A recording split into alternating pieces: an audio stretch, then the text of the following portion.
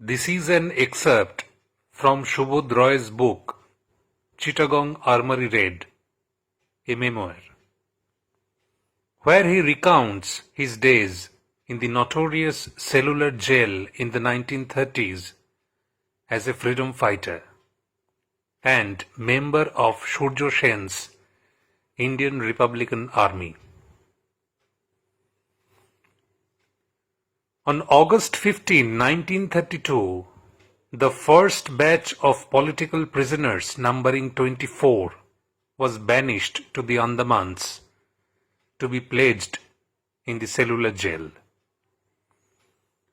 With heavy hearts, fully knowing the uncertainties in our future and remembering what befell our predecessors, we embarked on the steamer M.V. Maharaja with bar fetters on our legs and chained together like cattle.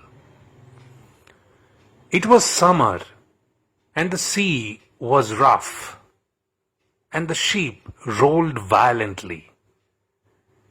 Many of us suffered from seasickness.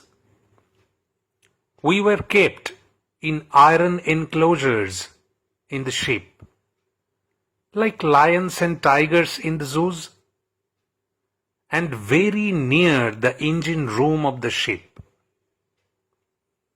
The European captain of the ship refused at first to sail with some of his passengers in bar fetters, since this would deny them any chance of survival in event of a mishap at sea.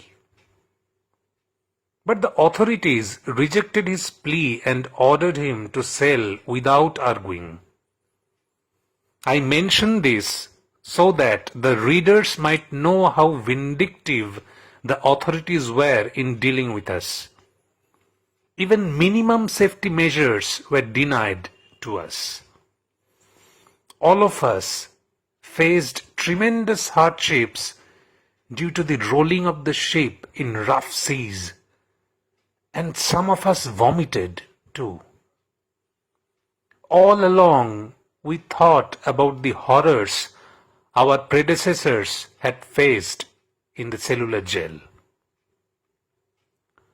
On the fourth day of our departure from Calcutta, we arrived in Port Blair to be lodged in the Cellular jail, which was to be our home.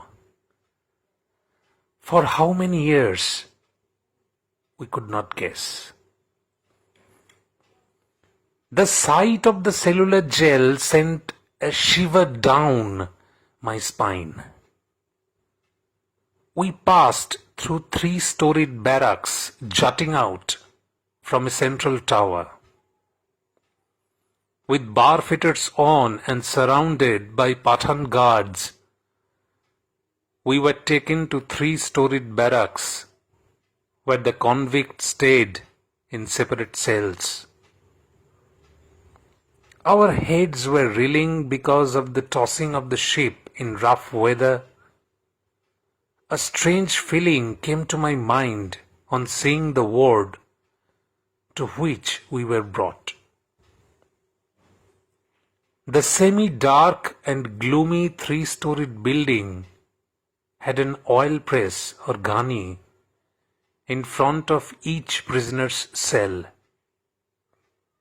The prisoners were given the job of extracting oil from coconut, a very laborious task. Bar fetters, which had kept us company from Alipur Central Jail to the ship and to the Cellular jail, had been removed. The fetters caused deep cuts on my ankles, and some of us were limping. We were exhausted because of a difficult journey.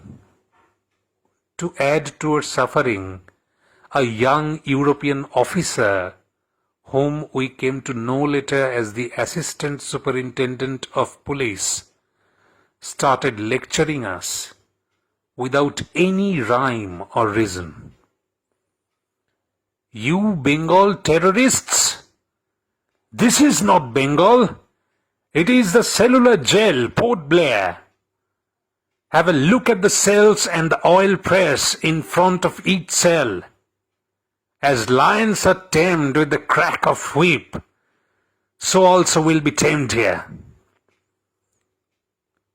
We felt very bad and humiliated.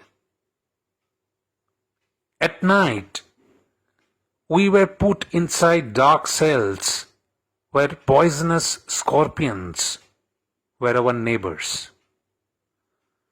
A wooden plank was our bed, and a soiled blanket infested with bed bugs was our companion.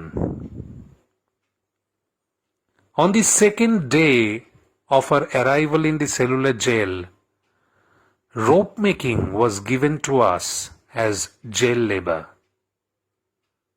Our task was to make rope from coir, that is, to make a kilogram of rope from the coir we were given. It was a very laborious process. Our palms became swollen and blood oozed from them.